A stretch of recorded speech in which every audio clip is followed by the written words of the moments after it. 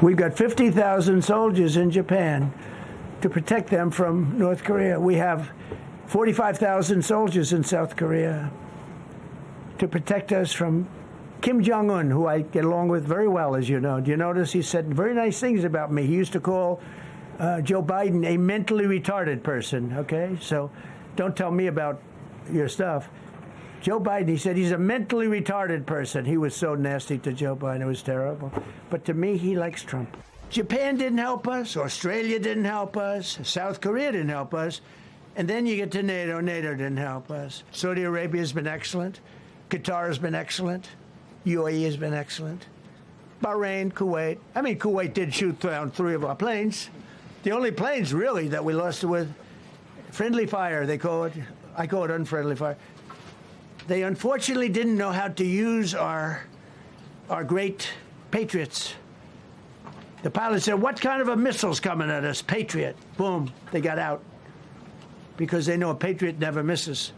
So they had beautiful Patriots. There were planes heading in their direction. Unfortunately, they decided to shoot those planes. They were our planes. So, NATO is a paper tiger. And it all began with, if you want to know the truth, Greenland. We want Greenland.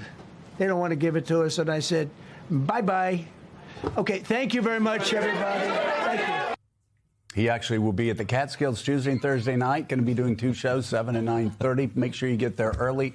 Tip the waiters and waitresses. They have to hear the act no tax every night, twice a night, 7 days a week.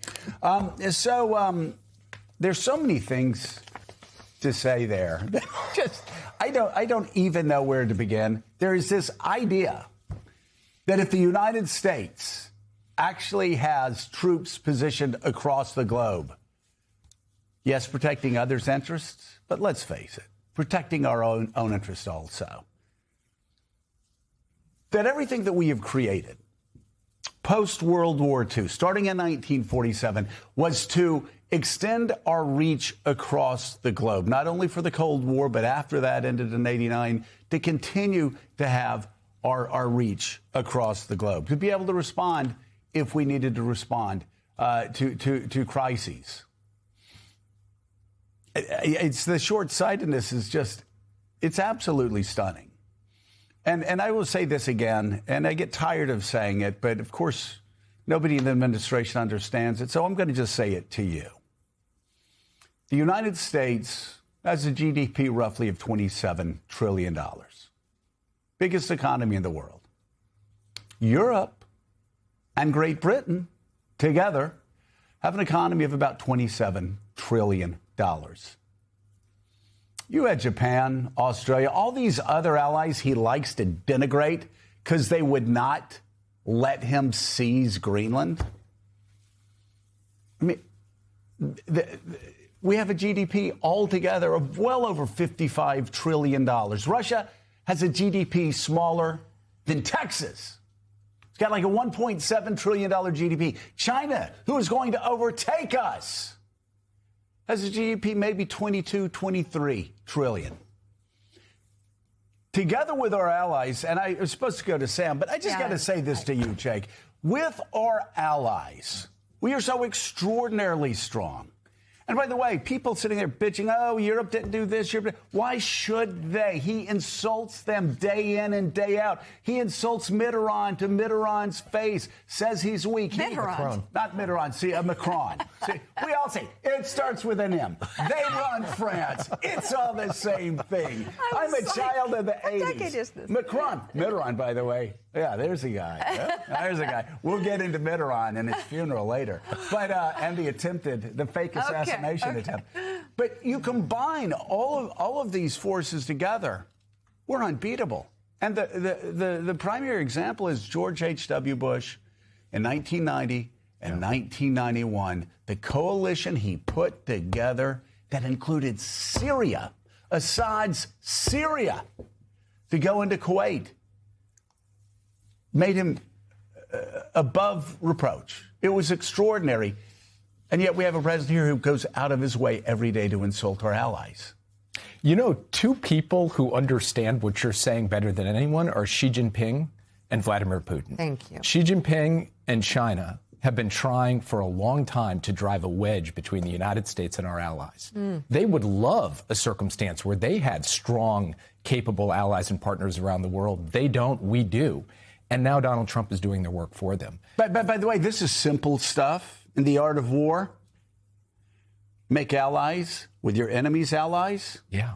And that's what China's doing. Reaching out, it's too easy. Country by country, saying we're the responsible one, Silver we're the platter. stable one, you can count on us, you can no longer count on the United States, and they're out there Not doing smart. that everywhere.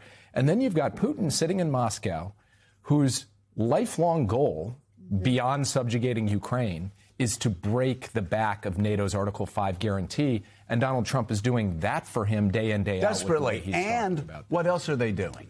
Jonathan Lemire just told us about a child's story. What is it? I'm happy to bring it up now. Thank you so much. Bloomberg News has new reporting out. They've reviewed a transcript, a government transcript, a Hungarian government transcript of a phone call between Viktor Orban and Vladimir Putin. And as we were just talking about, Trump administration desperately trying to pump up Viktor Orban as his reelection bid falters. And in this call, Orban tells Putin that he's willing to go to great lengths to assist the Russian president, saying, you know, in any matter where I can be of assistance, I'm at your service. And he illustrates the point with a fable, a popular children's story in Hungary, he says, where he would be willing to be a mouse to assist Putin's lion. So he is willing in this to embrace the comparison of a mouse in order to be of any way helpful to Vladimir Putin. Crazy town, and of course, what happened, Richard, was Vladimir Putin, it's reported, then laughed and then followed up by saying, "No, Mr. Orban, I expect you to die." It's a James Bond thing. My dad loved James Bond.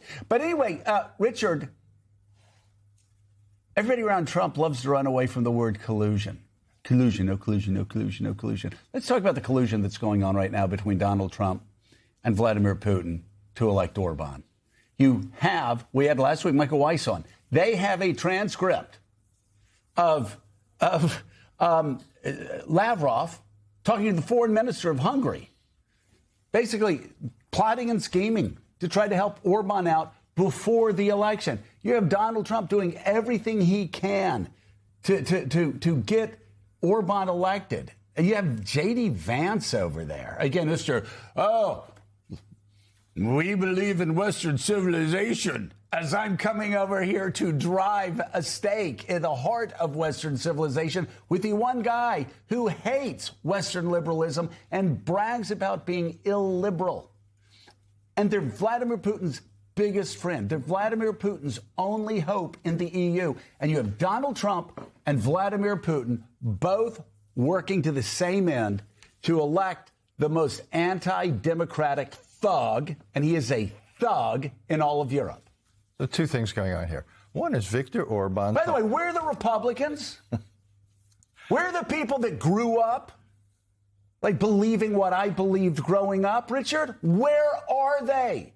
People that believed in the West, people that believed in Western democracy, people that believed in Western liberalism, people that believed in a free press, people that believed in a free election, people that believed in a strong West that pushed back against Russian authoritarianism. Where are those Republicans in the Senate? Where are they in the House? Where are they on television? Where is my tribe? They have all vanished for Vladimir Putin and Viktor Orban.